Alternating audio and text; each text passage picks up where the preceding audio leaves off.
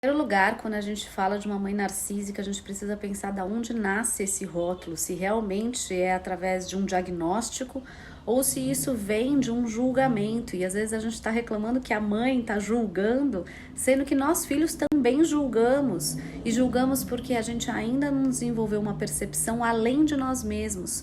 Significa que a gente precisa aprender a diferenciar o que é nosso sobre aquilo que é do outro.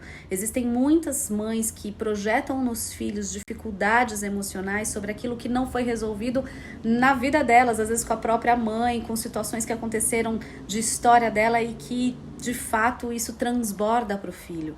E nós filhos precisamos olhar para isso no sentido de falar, isso não me pertence, então eu não preciso comprar, né, o julgamento da mãe, a dificuldade da mãe, porque isso é coisa dela.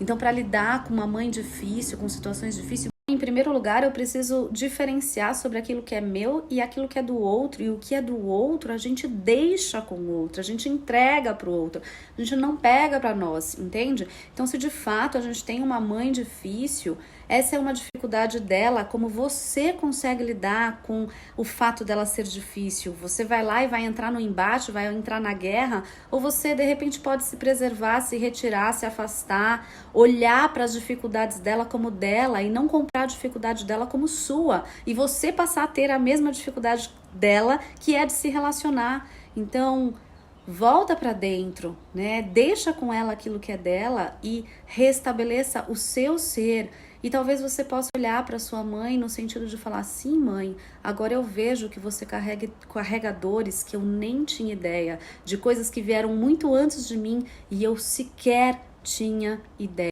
Por fim, a sua mãe não lhe deve mais nada, pois se você está aqui no meu perfil, significa que você já é uma pessoa adulta e você já passou pela etapa de sobrevivência, que sim, é uma mãe que precisa amamentar, uma mãe que precisa trocar a fralda, que precisa cuidar de alguma maneira, e tudo isso ela já fez por você, ou alguém fez por você, e você recebeu a vida através dela. Então a tua mãe já não lhe deve nada.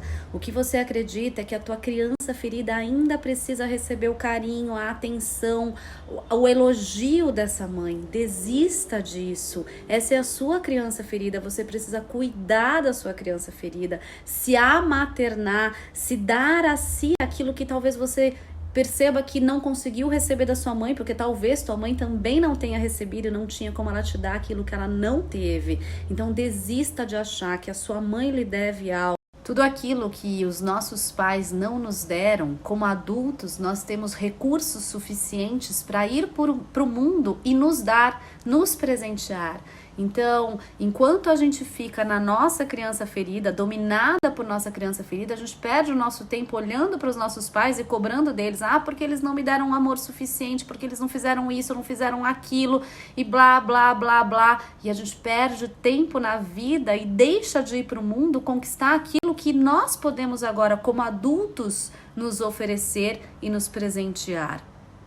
Olhe para o seu pai, para a sua mãe, e imagine atrás deles seus avós paternos, seus avós maternos, seus bisavós paternos, seus bisavós maternos e toda a linhagem que vem antes de você. E olhando para eles, eu quero que você imagine todas as histórias que cada um deles passaram.